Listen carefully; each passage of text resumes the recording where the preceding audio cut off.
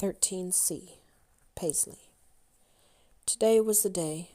So much planning and training had gone into this goal to attend the tutelage, and it had finally arrived. I couldn't believe it was finally here. Alira must have had enough of my ramblings as she stood near the door with a stern look on her face.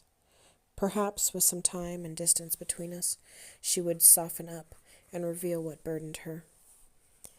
She had closed herself off much since joining the secret society of grandfathers, but it would not ruin this day for me.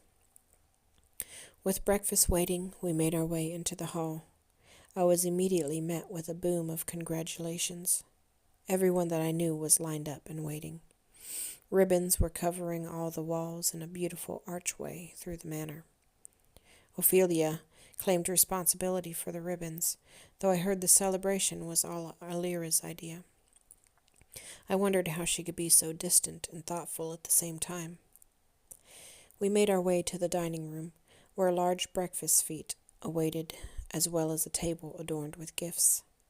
The celebration was such a delight and reminded me that I had many people supporting me on my journey. It was a surprise to see grandmother in attendance, as I had never seen her outside of the forest and gardens. Grandfather gave me a heartfelt congratulations, and even an embrace.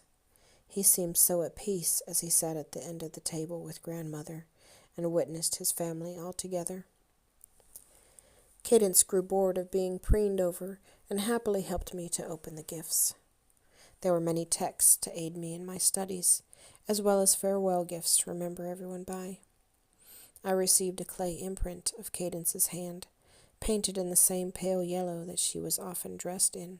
From Alira, I received a lasting stash of herbs to protect me from any bees, and a small wooden box of tools that allowed me to grind and bottle the herbs for future use. Grandfather purchased a whole wardrobe of training gear, complete with a slotted belt to hold my potions. Grandmother gifted me a leaf-shaped pendant necklace, which was imbued with clarity of mind. Fenton fashioned me a dirk with a carving on the hilt of a griffin. Ophelia, Raylan, and Rawl came together to create a tome full of hand-drawn memories of our summer together.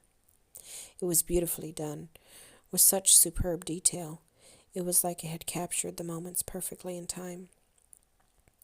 After a brief visit with all of our family and friends, it was time to pack the carriage and be on the road. I considered again if I were making the right choice as I looked out at all those who stood before me in full support. I grasped grandmother's necklace and gave it a squeeze as I closed my eyes. I could feel the wisdom of the forest fill me with a sense of security in my decision. I stood before Alira saying my goodbyes. "Whatever I have done or is bothering you, Alira, I hope in time you will speak with me about it," I said. I offered her the siren stone once more. Trust in this gift from the siren. Don't be afraid of what you don't fully understand. I pray you are able to enjoy the outdoors with our friends together. And if you receive a message from mother or father, write to me straight away. Alira hesitated as I put the stone in her hand.